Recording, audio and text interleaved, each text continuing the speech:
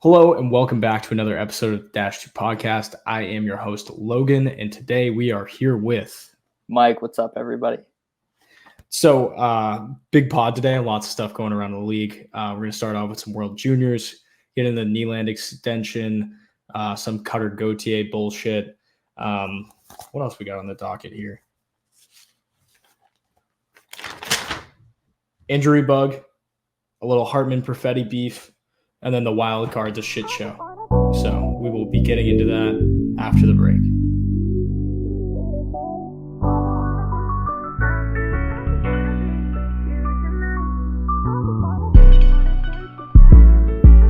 All right, so we're here with our World Juniors correspondent. Gold medal game was last Friday, and Team USA took it home with a 6-2 W over Sweden. Michael, what did you think about this game? I mean, I loved it. That whole USA team was like so unbelievably stacked. Probably one of the most stacked teams the World Juniors have ever seen. It was so fun to watch. I'm honestly like really sad that it's over because it was nice just to wake up, watch hockey till 3:00 in the afternoon, and then have the NHL games on right afterwards. But yeah, I mean, USA killed it. Props to Sweden for making it to the gold medal game, their home country hosting, which was awesome to see, and their rival country, Finland, not placing at all, which was pretty funny to me. I don't like the Finns, but yeah, overall, great tournament and a lot going on, a lot of good prospects. So the Finns, I'm happy you brought that up. An all-time choke, right? Big in the time bronze medal choke. game. 5-2 going into the third, and then they end up losing 8-5 against the Czech Republic. Yeah, the Czech scored 6 goals in one period, which is unheard of. I mean, we always see like super high scores in the World Juniors. Like, you know, the division of talent is pretty, you know, up and down. But I mean, props to the Czechs. Like they're nasty, and it's really cool. Like being a Bruins fan and having all these people, all these players from Czechia, you know, rising through the ranks and becoming NHL superstars. And, you know, I hope to see that in the future, especially with some of these kids that were on the Czech team. Yeah, the Bruins are definitely like Czech light between all the guys that they have, especially last year. Krejci, Pasta, Lauko, Zaka, and I'm sure we'll end up with more at some point because they love each other. Even in the past, like Yager, I'm trying to think who else, but definitely a very Czech heavy franchise the Bruins are. Yes, those are our favorite Eastern Europeans for sure. Back to the gold medal game, kind of a bloodbath in the end, right? It was awesome, and some people love to see it, some people don't love to see it. It's, you know, it's however you prefer to watch your hockey. Personally, I'm kind of neutral on how that went because, you know, you want to show respect to the hosting country and like these players that some of them play on the same team in college or, you know, juniors, like they know each other. It's not just like these are random people that you're going up against, like, and just like a big fuck you match. Like there's respect and there's a lot of talent out there, but definitely crazy to see, especially like in a league where you obviously cannot fight. There's blood squirting everywhere, punches being thrown. It was insane. Yeah. I mean, it's one of those things though where everybody's so prideful that, I mean, everybody wants to win for their country. It's kind of like the biggest badge of honor that you can get. It's why Olympic hockey is so fun when the pros play. Yeah. So, I mean, as much as it was Team USA, like, you know, selling hard, blowing kisses to the crowd and shit like that, which I fucking love. The more personality in the game, the better. Yeah. For me, at least. I love totally the douchebag cockiness. But I definitely think Sweden ended up making it more of an issue than it should have been. I think at that point, you just kind of like make a fool of yourself. Like, yeah, you want to like defend yourself and, you know, this is your country, like you're hosting the tournament, but you're losing 6-1 in the gold medal game. Like at that point, I think you just suck it up. Yeah, I mean, like, if the fans are all booing, obviously the team that's winning, especially when they're getting booed and they lost a gold medal at the U18s. Like they already hate each other, and then getting booed is probably like the cherry on top. Yeah. But USA is going to thrive off that. I think they said in one of the pregame interviews that they were like, we love getting booed. Like, make it rain. Like, let's go. yeah, especially like, I mean, everybody hates America basically. So, Yeah. I mean, the more hate, the better. Pile it on. Yeah. I mean, it's like that big motherfucker on Sweden getting into a 6'3" dude gets into a fight with Lane Hudson, who's like 5'8". Like, yeah, not a good look at all. yeah, and like Hudson's a skill player. He was already busted open from a missed high stick, and then just ends up throwing him to the ice and just causing a shit show. And But I mean, it's kind of pathetic. Like it makes Hudson look like a badass and just like raises his value so much. And oh then my god, yeah. I bet scouts like I don't really think scouts want to see that. I think they want to see like a lot of poise, like calmness and professionalism from these kids.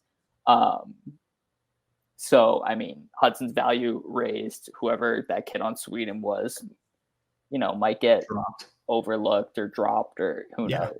It's like there was that Rangers prospect a few years ago, Elias Anderson. They lost to Canada on Canada's home ice, and then he takes his silver medal and he throws it over the boards. Oh yeah, that's a horrible look.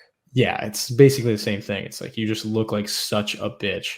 And that kid, I don't think has still cracked an NHL lineup. Like, yeah, he got traded to LA and he still hasn't played. So it reminds me of that clip that like you ever see, I don't know if it was like a high school game or a juniors game, some kid, like it was right after Jack Hughes did the throw the stick in the crowd thing. Oh yeah. Some kid just scored like a dusty garbage like rebound goal, throws a stick in the crowd. Like you just look like a fucking loser at that point. There's definitely levels to it. It's definitely like it's 100% level. Yeah, if it's a nasty walk-off OT winner, sure. But if you get like a fucking backdoor tap in, like there's no way you're allowed to do that. That's such a bad look.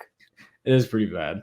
So now that you've watched a shit ton of amateur hockey and we went to a college hockey game, we were talking about this. Amateur hockey, is it better than professional hockey? 100%. I mean, there's so much more action. There's been like a lot more personality coming through the game. Like I think about a forward like Isaac Howard. Like when I was watching the 2022 draft, I was like, who is this clown like coming in thinking that USA he's like, belt buckle? Yeah, tough shit, like owns the draft. He gets drafted in the first round, last pick by Tampa. And I didn't really know who he was at that point, but then he comes into this game, scores 2 goals, tied for the most goals in the whole tournament this year. And now he just looks like a rock star, and his value is going to skyrocket. And Tampa does not need another I know, fuck Tampa forward. They don't need anything more. That happen. Yeah, but I think he has a bright future ahead of him. Yeah, and like I don't know, between all the goal scoring, like I would like to see as many breakaways as possible throughout a game. And I mean, the more penalties, the better, because you get more power plays. So definitely amateur hockey is kind of one of those things where once you start watching it, you're like, why isn't it always like this? I know, exactly. So two ways that we can bring it. We can go to the Nylander extension, or we can hit the Cutter shit. Because we're talking about the juniors. Yeah, I think going into Cutter would be a good segue. He was named the best forward of the World Juniors tournament. He scored the game-winning goal against Finland. Disgusting player, like so fun to watch. And the tournament in points too, right? I don't know about that. Maybe I wouldn't be surprised. Like that kid was all over the ice. He was so good. Kind of interesting stuff to see off the ice with the Flyers, if you want to dive into that a little deeper. I mean, so I'll get into the timeline here because I wrote this shit down because it was crazy. Okay. So I was sitting on my phone and I was doing my little tiki-taki videos, my little breakout vids, and I'm fucking sitting there and I get a notification from Frank Saravalli that's like, because I have my notifications on for all like the reporters. And it was like Cutter Gauthier traded for Jamie Drysdale in a second-round pick. And like my jaw dropped immediately, took a screenshot, sent it in the group chat right away. And we were all like, whoa, what the fuck? Yeah. 3 minutes later, another tweet from Frank saying that Cutter basically told the Flyers he's going to refuse to play there. Then Danny Briere goes on like an hour later and is like, Cutter told us at the draft he was built to be a Flyer and wanted to be a Flyer. And then within a few months, he decided that he no longer wanted to be a part of the franchise. Then we have Keith Jones during an intermission saying, again, if you don't want to be a Flyer, you won't be a Flyer. Yeah. Then we have the CEO again going, he feels bad for Cutter, and then said, I really don't feel bad for him. Philly doesn't forget, and we want players who want to be here. Then a reporter dunks all over him again and says that Cutter's career is ruined, and then blames Kevin Hayes for it. Completely baseless claim. Kevin Hayes then calls him a clown and says that that's absolutely not true. Yeah. Tort's post-game presser says he doesn't know Cutter from a hole in the wall, and that he would prefer to have players that want to be there. I've never heard that saying before in my life. Yeah, I mean, it is kind of random. I don't think it's like an old dude thing to say. And then Kevin Hayes comes out the next day and is like, hey, thanks, reporter. Everybody was sending me death threats, threatening my family, and saying that people were glad that his brother was dead. So stay classy, Philadelphia, as always. And Torts last night called out that reporter at a post-game presser. He was like, who's that clown that brought up Kevin Hayes? And then he shit all over that guy. The dude was like, I am. He owned it too. He was like, so just like, he knows my name. Like the smallest human being on earth. It was so sad. I know. It's like, it's always the reporters that are just like, they look like rats that do shit like that. You're like, you're a fucking loser. But so absolutely crazy stuff. Cutter basically said that he just doesn't want to be a part of the franchise from sources say, which is Rear Admiral. He said that it was because of a rookie GM and the coaching style. I mean, that's interesting. Coming into this, I didn't know that he didn't go to dev camp.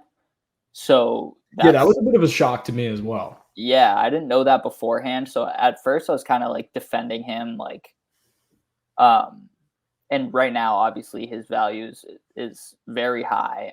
They sold at the perfect time. This is going to be like the highest his value's ever going to be, which I disagree with completely. I think he's going to be a very good NHL player, and the Ducks aren't that great, but that's a hard roster to make. And once he gets on NHL ice, I think that's him like proving his worth. And I think the Ducks are going to be nasty and are better off with him rather than Drysdale in a second round, whatever pick. But I still do feel a little bad for him, even though it's like any day in the NHL is a good day. Like you gotta like be thankful to be an NHL player and be grateful that you had the skill and the talent and all these people around you that wanted you to get there, and you got there, you got drafted. But I guess maybe I'm a little biased because I don't like Philadelphia, but Yeah. So, all right. I mean, like when you take a look at things, Torts is probably the last coach that you would want as a rookie. Yeah. You have to be a certain kind of player. Like Michael Dalzotto, he had an interview with Chicklets a couple weeks ago where he was like, if I didn't have Torts, like I probably wouldn't have been in the NHL for as long as I was. Yeah. So you got to be cut from a certain cloth. And I mean, from all the interviews that I've seen of Cutter, he seems like a bit of a Zegras type. Like he kind of seems like an airhead. And I don't imagine that he probably would have done too well in the Tort system. Like he's a big guy and he plays hard. Yeah. But if you're not there mentally for Torts, you're going to be fucked. I mean, look at half the roster that got shipped out last year. Like if you weren't his guy, he didn't want you. Yeah. So like coming from like an ice time perspective, maybe that was a concern. And you got to like take into account, like, it's not just like the player making these statements and decisions. He has a whole team behind him. His agent probably like spearheaded this whole thing. And maybe Cutter was like, yeah, I don't really want to be a Flyer. And then his agent was like, don't worry, I'll take care of it. But you never know like what's going on behind the scenes, even behind the reports. Yeah, I mean, that is true. Like, I'm sure there is outside influence. He cited he did an interview with the Ducks podcast today, and he cited that it was like a family decision, which he didn't expound upon it, which obviously he doesn't have to, but he did cite that it was like a whole crew decision for him. I just think it's one of those things where it kind of ends up being like it's going to have like an asterisk on his career to start. Like, especially going to a new franchise, like kind of a bad look demanding a trade before you even play for a team. It's different. Like, you look at the Eric Lindros situation, which he told the team that drafted him, like Quebec drafted him first overall. He told them specifically, I'm not playing for you, so don't bother. They did it anyways, and then he didn't play for 2 years. So he gets shipped off to Philadelphia for a fucking haul. So that happened. But you look at it from a standpoint of like Eric Lindros was like a generational talent. I think Cutter will be a borderline elite guy, but I don't think that he's going to be good enough where you can look back and be like, yeah, he can demand a trade. Yeah, I mean, what pick was he? 7th or he was a 5th? 5th. Okay, I mean that's very high, especially when you're the guy that was like, not only like I was born to be I was built to be a Flyer. Like, for you to blow smoke up a GM's ass like that, and then just fucking like peace out like a year later, that's going to be that's tough. That is a tough look. Yeah, but you also got to think, I mean, that's kind of what you got to say. Like, you can't, like, at first, like, you can't, like, have any opinions on where you go. Like, I mean, when you're getting drafted, I feel like every team in the NHL should be your favorite team, and wherever you go, like.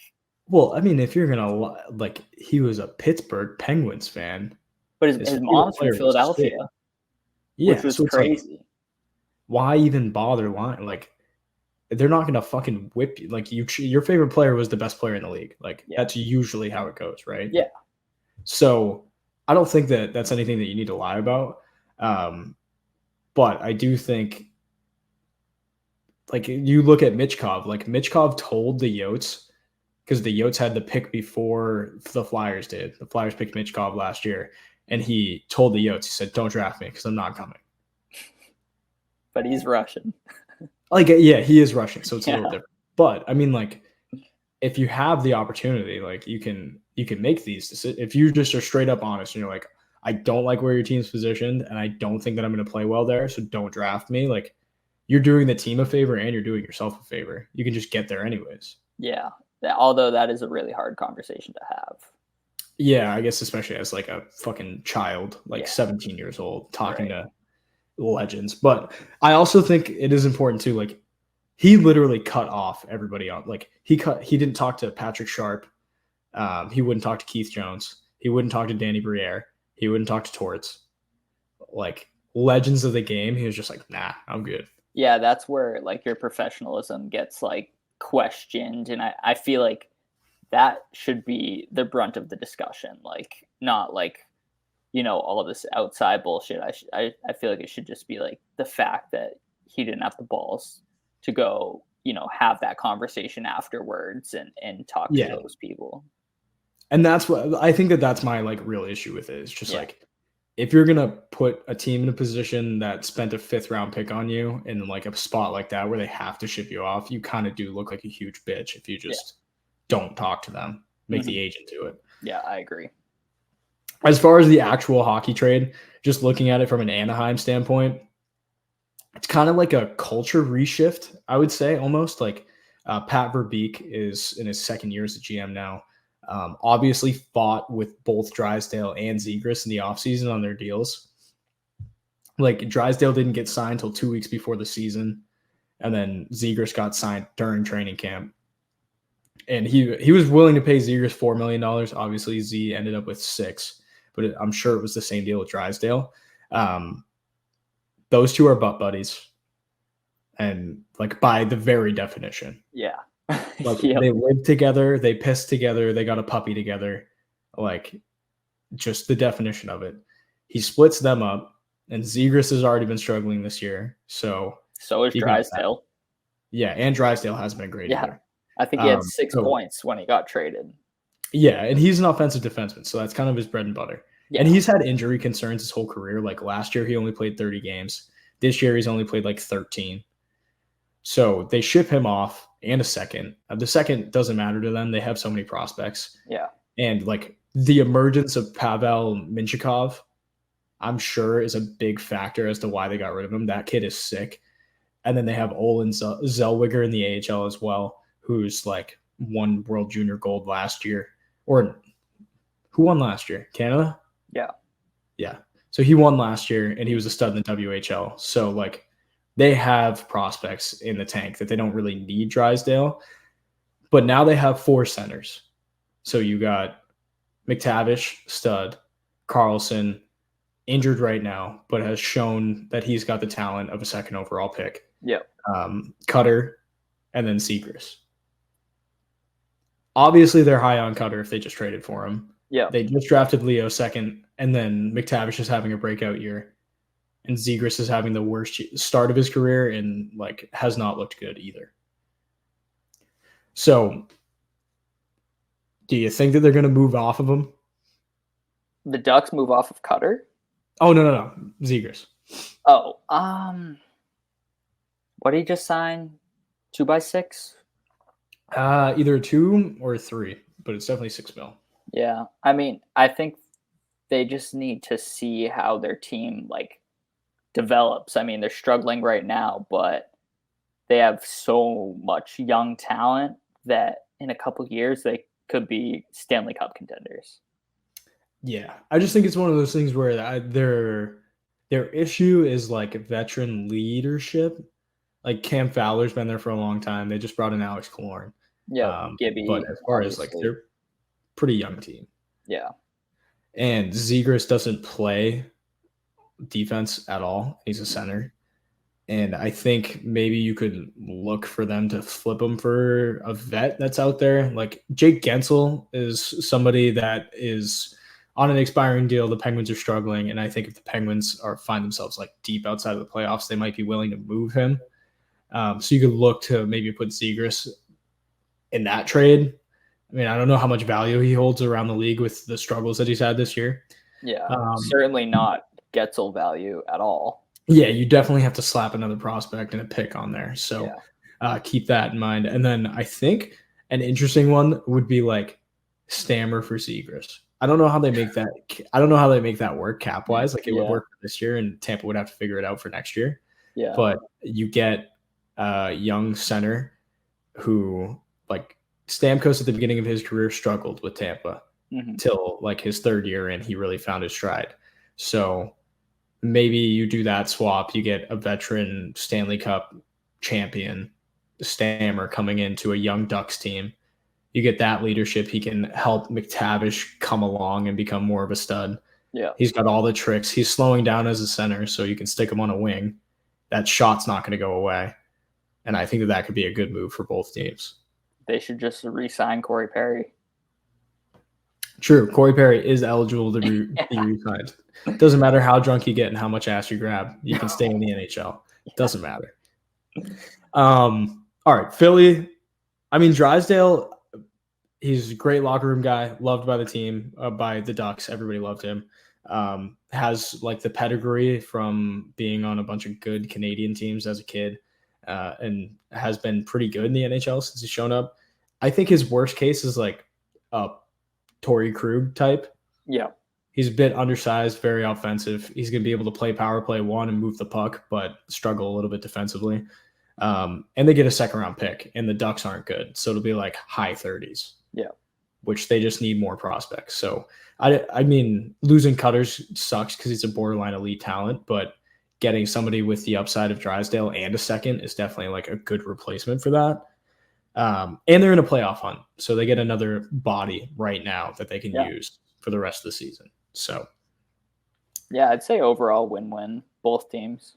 Yeah, I think so, definitely. And I mean, Anaheim's got the assets, so they don't need to worry about the hole on defense. So, Nylander, Willy Stiles gets a nice 8-year, $11.5 million contract. The Leafs are currently paying Austin Matthews $13.25 million next year, William Nylander, $11.5 million. John Tavares, $11 million. Mitch Marner, $10.9 million. And Morgan Riley, $7.5 million. So just shy of it's like just over $55 million in cap. It's more than half of their cap. More than half in cap. 4 players. 5 if you count Riley. Yeah. So tough. Very tough. Yeah, but good for Willy. He, signed a great deal. He's having he certainly start deserved to a career year. I saw in an interview with him, because there were a lot of questions like, where is he going to sign? Where is he going to go? What's the next move for Toronto? Are they keeping Marner? And he said that Toronto was like the longest he's ever like lived in one place his whole life. Yeah, his dad was in the NHL, so that would make sense. Yeah, exactly. Which is, I think that's really cool, and that's really humbling that like he wants to stay there and he wants to be a Leaf, and he seems like the type of guy who loves the limelight. Yeah, like I would say the big dogs out there definitely love the spotlight. Like, Marner clearly loves it. Matthews is the definition of a camera whore, so he loves it. So they got their guys definitely. I think, they got to pay JT and Marner next year, which is kind of when the decision needs to be made. So as far as like career wise, Nylander obviously this season has 57 points, 38 games. He's been out of his tits. And career wise, him and Marner have like the same amount of games played, give or take like 5 games. And Willy is sitting at 467 points, and Marner is sitting at 598. Wow. So career wise, like Mitch has been the guy. Yeah. And even this year, like he's still got 44 points, 38 games. Yeah, so, but I also feel like Marner like wants to establish himself as like the best player on a single team and be like a leader in the NHL, because he kind of gets like overshadowed or undershadowed, I don't know what the fucking word is, but by like the amount of talent that's on the Leafs right now. Yeah, it's definitely, I think when Nylander was in the earlier years, it was easier for him to be like, it was Matthews, Marner, and then Tavares. Yeah. But now since like Willy's popped up, and Willy's like, I don't know, I think Willy's way cooler than Mitch. Oh, me too. So, I mean, as far as like just like league buzz, like I would rather talk about William Nylander than Mitch Marner any day. Yeah. And he's always been like, he has been great. And I think in order for the Leafs to get better, I think they need to get rid of one of these guys, whether you you have to trade them, whether you trade them for like future assets or current assets. The way that this team is constructed as is hasn't worked. We're at year 5? We were in college when this started, right? When they started making the playoffs, and then they made it out of the first round once. Yeah, they're still in that like we need to win right now phase. Yeah, and like obviously Tavares would be the guy that they would like to trade at this cap hit, but nobody's going to take that. And you can't get rid of your captain. Yeah, it's a bad look. Yeah. As far as like Marner, like he could get a huge return. Like a team. Oh yeah. A team that's struggling, like Calgary, like they have guys on their roster right now that they want to offload. And then even if like, then they get Marner back. So probably trade like Marner in a first. You could get like Lindholm, Tanev, and then like a prospect in return. Yeah, so you could literally get like a whole line. Yeah, which is like you get the hard-nosed D-man that you've needed. Yeah. You get a two-way center, so now you have fucking like Matthews, Lindholm, Tavares, 3-headed monster down the middle, and then you get a prospect. And then Calgary, because he's on an expiring deal at the next trade deadline or at the draft, whenever, you're going to flip Mitch again and get even more assets. Yeah. So it's one of those things where it's like you can change the trajectory. Holy fuck, man. You got it. Trajectory of your franchise just from that one move. Yeah. And like you keep 4 of the 5 guys, and then Tavares is getting older. So like next offseason, he signs like a team-friendly deal. And if he's not ready to sign a team-friendly deal, you fucking say, see you later. Thanks for nothing. You didn't win shit with us. Yeah. I mean, at that point in your career, you can't not sign a team-friendly deal if you want to stay with one team that has a chance of winning a Stanley Cup. Exactly. Like, I mean, Bergeron did it over and over again. So yeah, and they don't owe him shit. No. Like you came here, you did okay. Like he's kind of been like either just below point per game or at point per game since he came over, and hasn't won anything. Like no awards, no. They won the President's Trophy once. Like none of that means anything. So, any other moves that you could think that they could make off this, like, or do you think that's pretty much it? Just getting rid of Marner and trying to figure it out that way. Yeah, I think that's it. I mean, I don't know if you'd want to ship him off to like a non-playoff team that's still in a rebuild. Like, I feel like that'd be kind of a crazy move because like the assets aren't there. I don't know. Yeah, like this team can't. The thing that sucks is like usually you trade off these guys when you're trying to build for the future, but this team can't build for the future. Yeah, they're in their future right now. Yeah, like they need it now. So it's definitely one of those things where it's hard. Like you don't know what move to make. Yeah.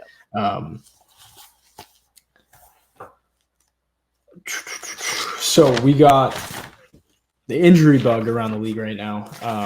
At that point, like we're half the season pretty much gone by at this point. Yep. So people are starting to drop.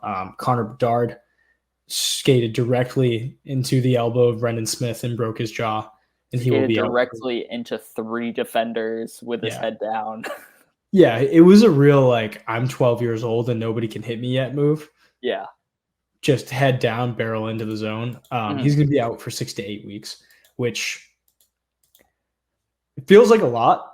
I mean, I've seen people play with broken jaws, so maybe they're just being cautious. Like they want a tank anyways. They want Celebrini, so you might as well just keep him out.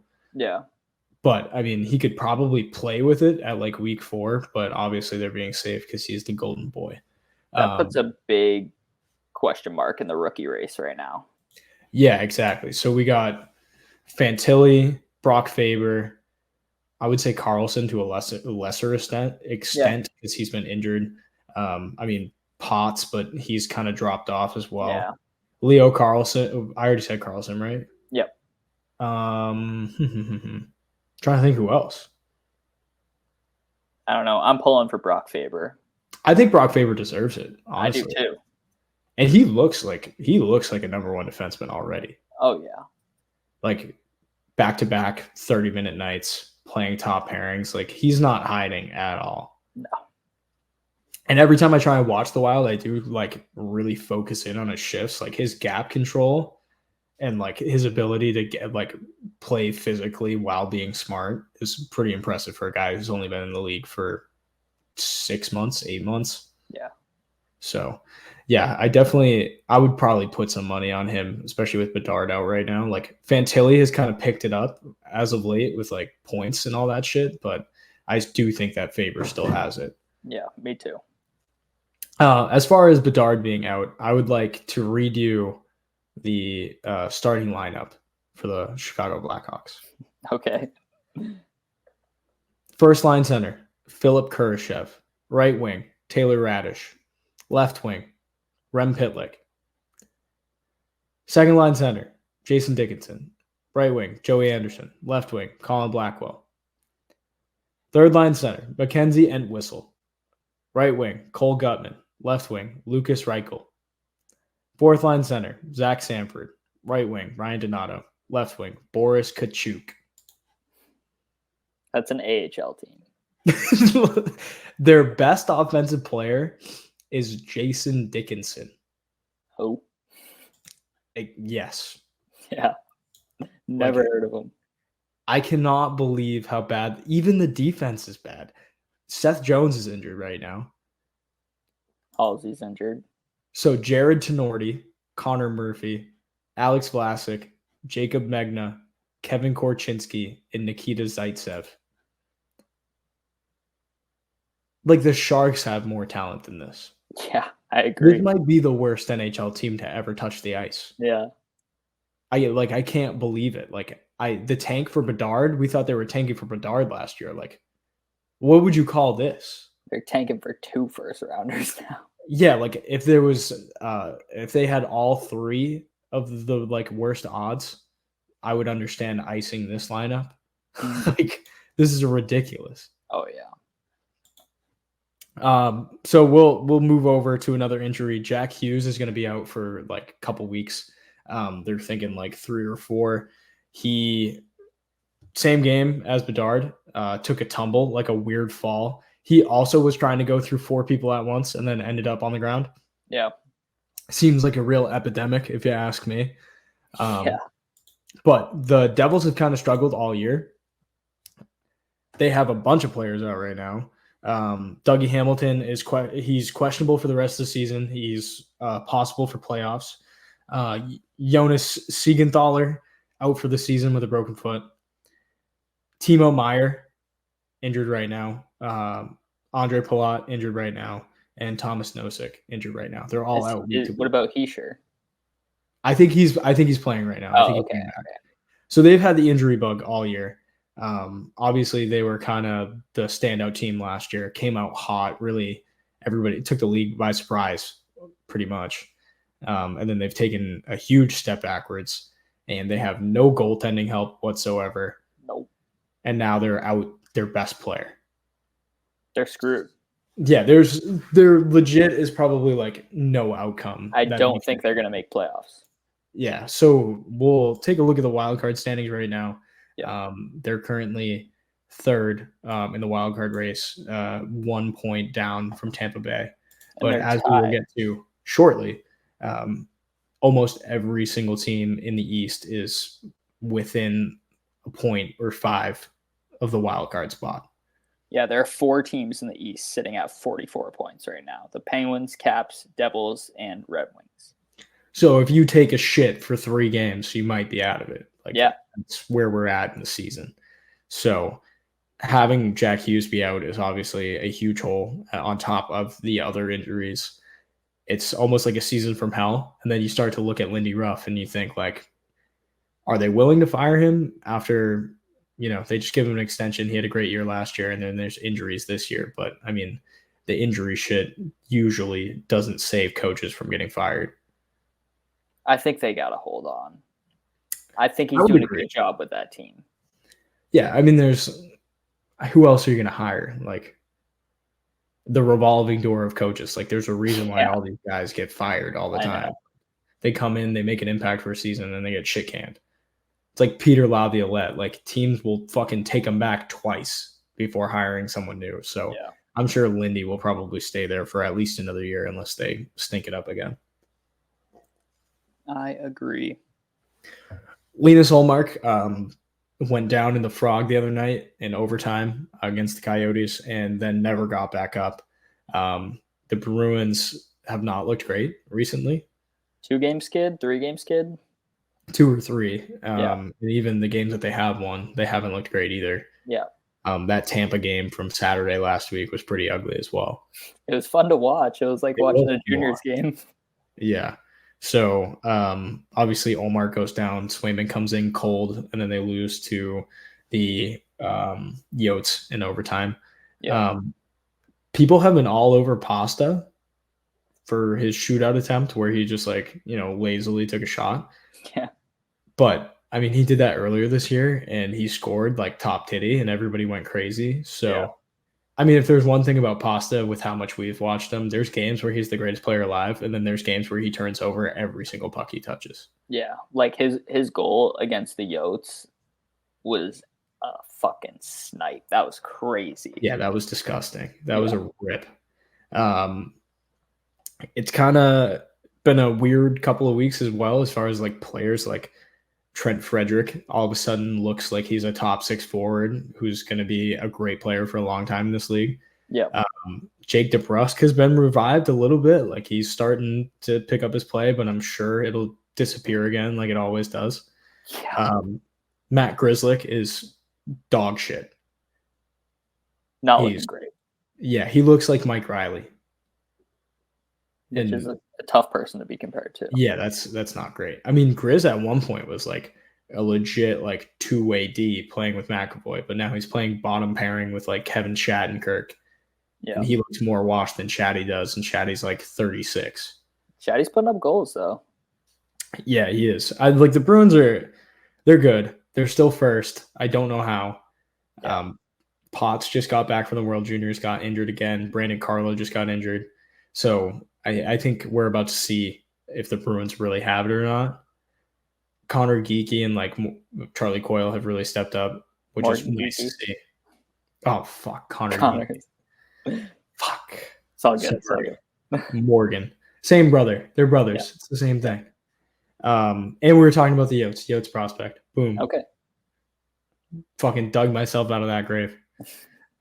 So yeah, Bruins, I don't know. It doesn't look great to me. I'm sure we'll end up like second, and then we'll play the Leafs in the first round, and then we'll get to crush some dreams again, which I'm looking forward to. Yeah, that'll be fun.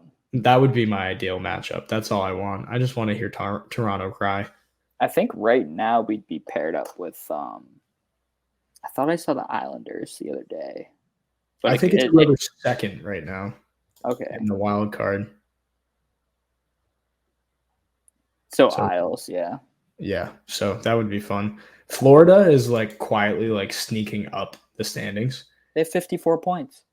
Well, I feel like nobody's talking about them. Oh, yeah. I mean, like fucking Kachuk's been quiet, but I mean, he just fucking broke his sternum. So yeah, I mean, he had a hat trick against the Blues the other night. Yeah. I think he's had like 12 points in his last couple games, so he's starting to wake up, which is scary for the East. Yeah, dude, I saw there's like people on Twitter like trying to call him out. They're like, if he was a Toronto Maple Leaf, like people wouldn't say the end of this. Like, okay, like if you guys made a cup final, we wouldn't hear the end of it, but you can't do that. So right. I mean, it's not his fault. He plays in a small market, and he fucking broke his sternum, right? Which is a crazy injury to come back from. And he played through it. Like, imagine trying to breathe with that shit while skating like 20 miles per hour for like 25 to 30 minutes a night. Yeah, and he was scoring goals too. Like he scored 2 goals. Like playing tough, laying people out. Yeah, like crazy that's the shit that people are saying. I know. I don't know if you saw this last night, McDavid, talking about offside reviews. I did see that. I was on the side. I mean, it looks like everybody finally made fun of him enough to actually have a personality. Yeah. Like it was pretty funny. Like he was like, if we have to spend 15 minutes looking to see if a puck is onside or not, it's probably onside. We should probably just call it. I mean, I totally agree. It's the worst part of hockey. It slows everything down, and then you got to sit there and watch these refs like fucking rewind back and forth over and over again, like fractions of a second. I don't mind the offsides review. Like, if it's offsides, call it offsides, and if it needs to be reviewed, review it. But if it's like right on the line, or if it's gonna take, like McDavid said, 15 minutes to review it, just like fuck it, leave it alone. I mean, how often are goals really offside? Exactly, and maybe and if they are, it's like a fraction of an inch, maybe less than 15 times a season. Yeah, so it's like I don't remember it ever being a problem before the rule was installed. Like, no, there was one game I specifically remember. It was like Team USA Slovakia in like 2014. Hossa had a goal, like he carried the puck offsides and then brought it back in, and they missed it. That's the only time I ever remember them like bringing up a puck being offside and a goal scored because of it. Especially the ones that are like 45 seconds go by, goal, and then they're like, oh no, doesn't count. Put the time back on the clock, as if that had anything to do with the goal. Yeah. So definitely get rid of that rule, because I'm fucking tired of seeing it, because it sucks. You want to start with the East, or you want to start with the West? For the wild card stuff. Let's start with the East, because I feel like the West is a little more juicy. Yeah, so we got a whole bunch of teams. Right now, we have the Philadelphia Flyers are third in the Metro with 48 points.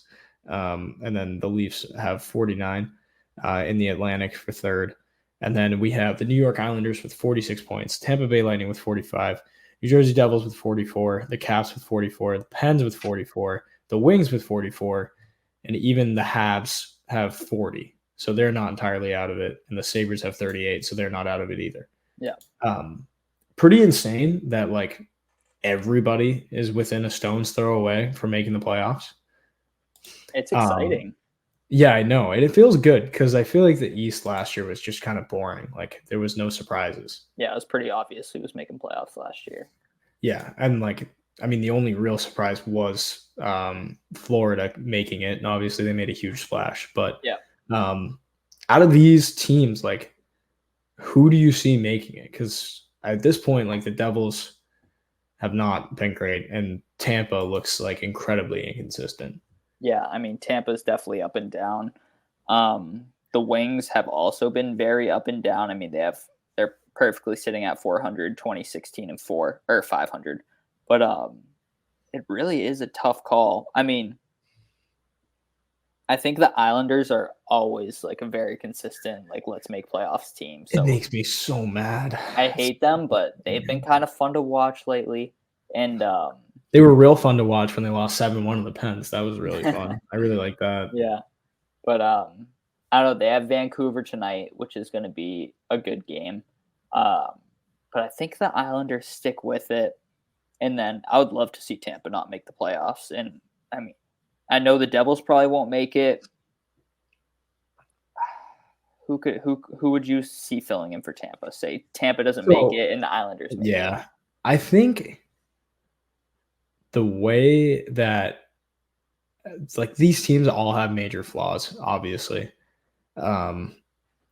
Detroit, I don't want to make the playoffs just because they like I kind of want to see Patrick Kane on another team just because I think it'd be more exciting. Yeah.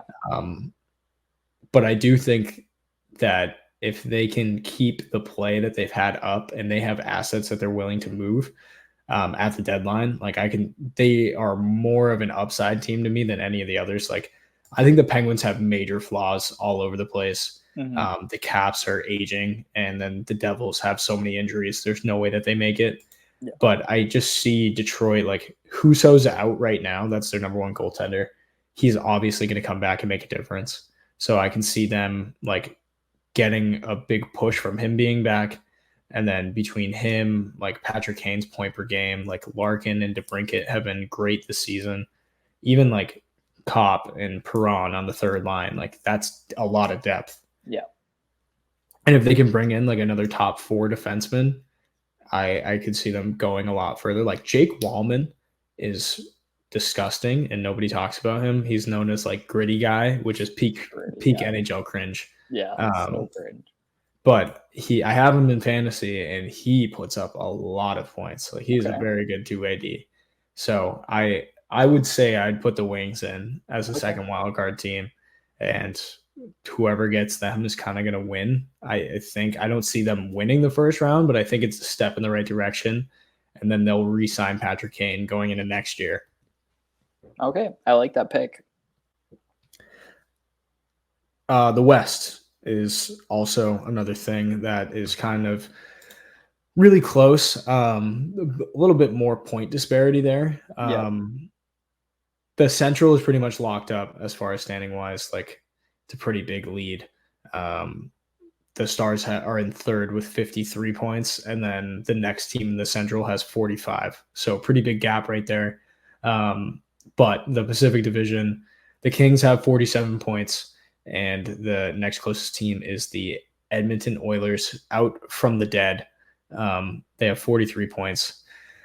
The Kraken also have 43 points. The Yotes have 42. The Blues have 41. The Flames have 41. And the Minnesota Wild have 38. And then it falls off a cliff from there. All those teams, though, have 3 or more games on the Oilers. Yeah. So, I mean, the Oilers have a lot of games in hand. So that's going to factor in. The Kings also only have 37 games played, so I'm sure the Kings will make up that point differential as well. Yeah. I mean, I think that you don't count the Oilers out of this one. I think the Oilers secure that wild card one. And then for the second wild card, you have, the Yotes with 42 points. Blues 41, Kraken 43, Flames 41. So, I mean, we could see the Kraken getting back in it again, and the Yotes I would love to see, and they do have a game in hand on the Kraken, so who knows? Yeah. I see like the Flames as like a fake 41 because you Yeah, know that they're going to sell. They have so many UFAs coming up. You know they're going to sell. yeah, So you can immediately take them out. I think the Blues are frauds. I don't like their team. Bennington has been playing great this year, but he's a douchebag, so we're not going to talk about that. yeah. Edmonton is definitely going to end up as that 1 seed. I mean, you can't bet against McDavid and Draisaitl. It's too No. hard, especially with Hyman having the year he's having. The goaltending situation is still a bit of a shit show, as well as the defense. But you have the 2 best players in the world. It's really hard to bet against you in any capacity. The Yotes are the best team to watch in the league, like bar none. Just excitement all the way through. The Mullet Arena is the best arena in the NHL. We went to a college game. How much different is it? It's awesome. It was so much fun, and the atmosphere is like And we're in the Whittemore Center. unbelievable. Like, Yeah, fucking, they're in it's an NHL team in a college rink. yeah, Like all those people getting loud. It's definitely gonna like the guys get going. Logan Cool is exciting. Matthias Michelli is probably one of the most underrated players in the NHL. yeah. 60-point rookie year last year. Nobody even talks about it.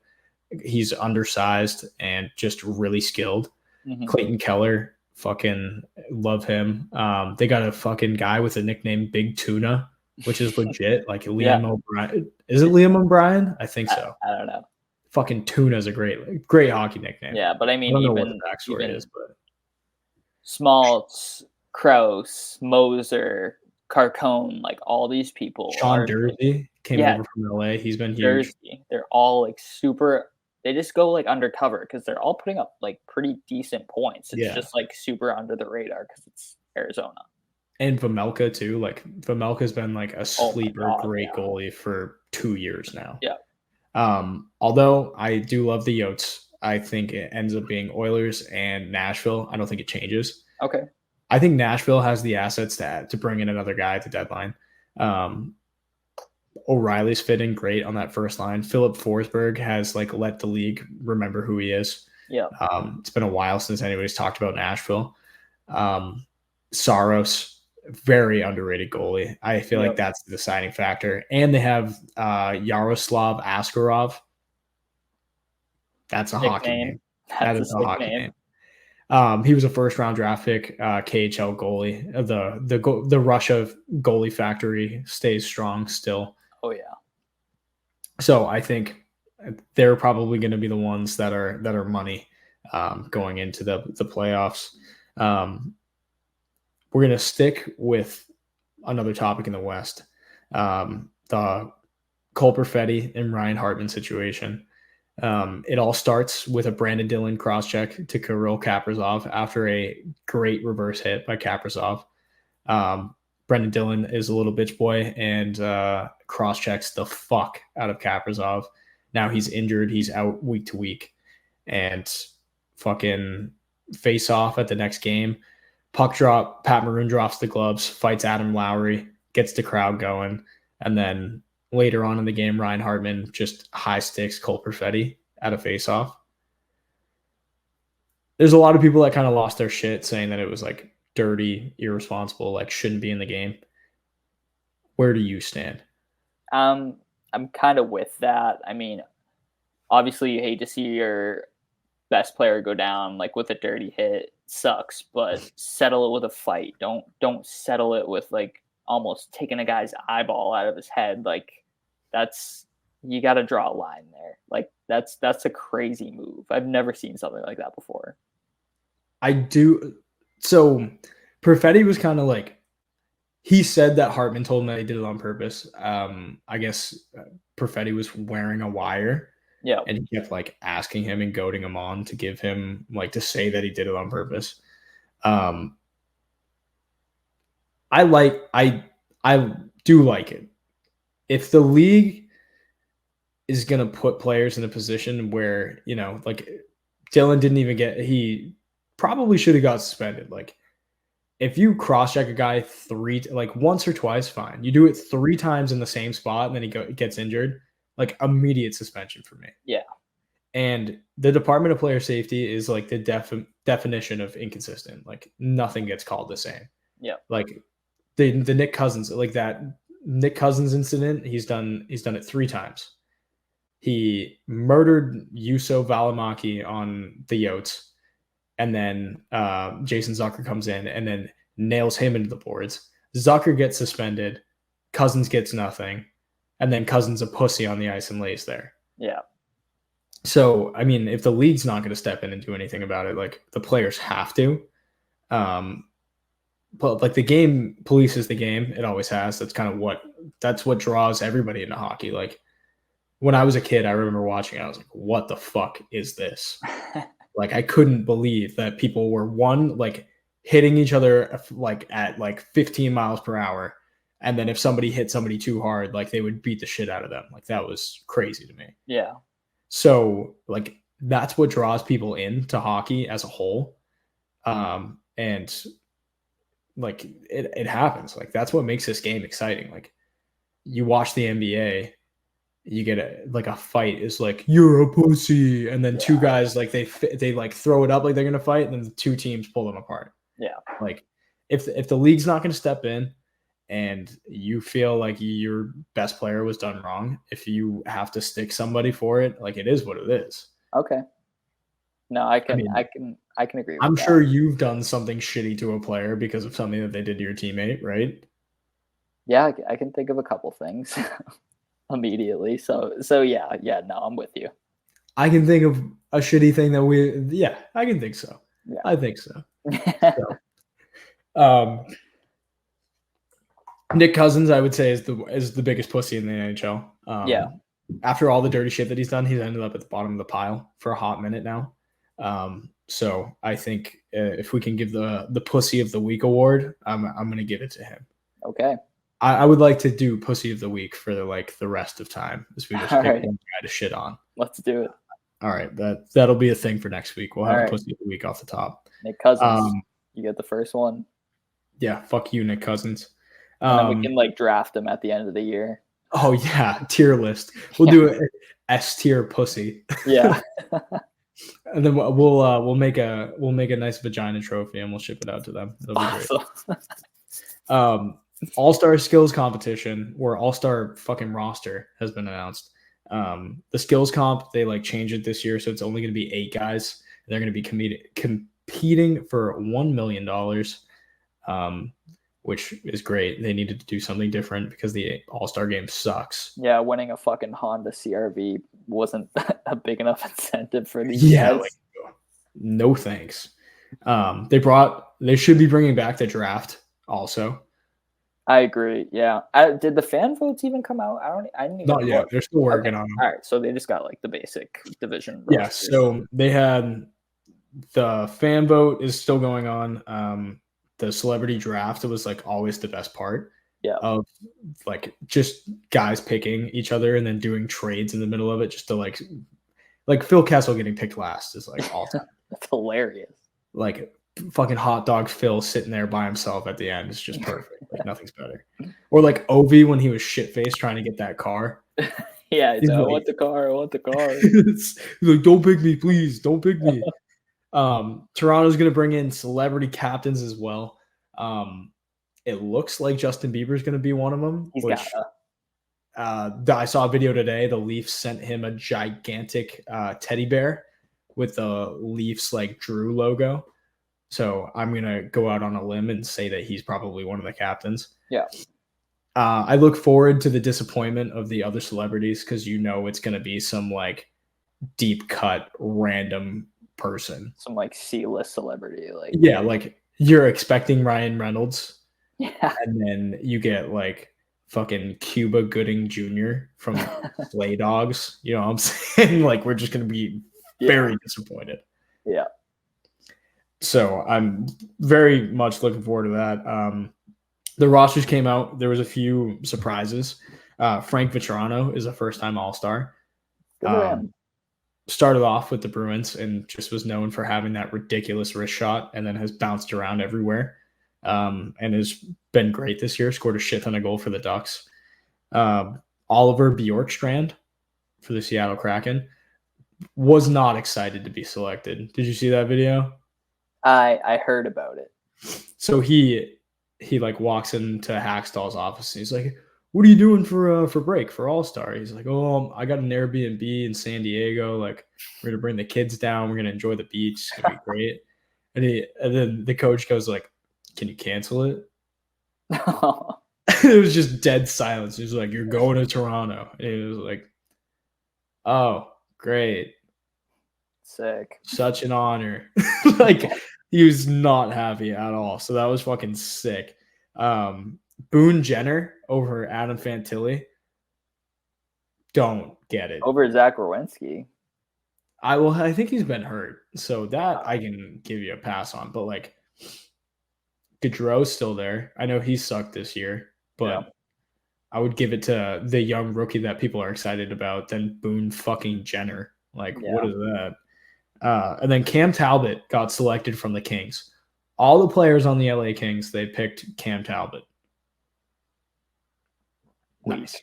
Classic NHL. Yeah. Bedard will not be playing. Jack Hughes also will not be playing. And Artemi Panarin's having a kid, so he said no thank you. That's a good excuse to get out of the All-Star game. Yeah, I would agree. Well, especially it sucks anyway, so like what's the point of being there? Yeah. I don't know. I enjoy the All-Star game, but I enjoy it when they give a fuck. Yeah. But last year's was pretty interesting. They actually cared a little bit. Yeah. But I mean, at one point, like the last year that it was 5-on-5, I remember the game finishing like 17-13. Yeah, just something stupid. Yeah, it's like, what are we doing here? They need to up it so like every player wins $1 million, and then maybe people will give a fuck. Like, I want to see it's 3-on-3. Like, I'd love somebody to just be a hard out and just start hitting out there. Oh yeah, that'd be cool. Yeah, maybe an actual back check. That'd be pretty nice too. Right. That's all I got. I don't have anything else. Cool. I'm you got anything? You good? Yeah. All right. So as always, we'll have a new podcast out next week. Follow the TikTok, Instagram, subscribe to the YouTube, subscribe to the podcast feeds, Apple Podcasts, Spotify. Yeah, that's all I got. Michael? Cool. Good to go. All right. We will see you guys next week for another episode. Alrighty. Adios.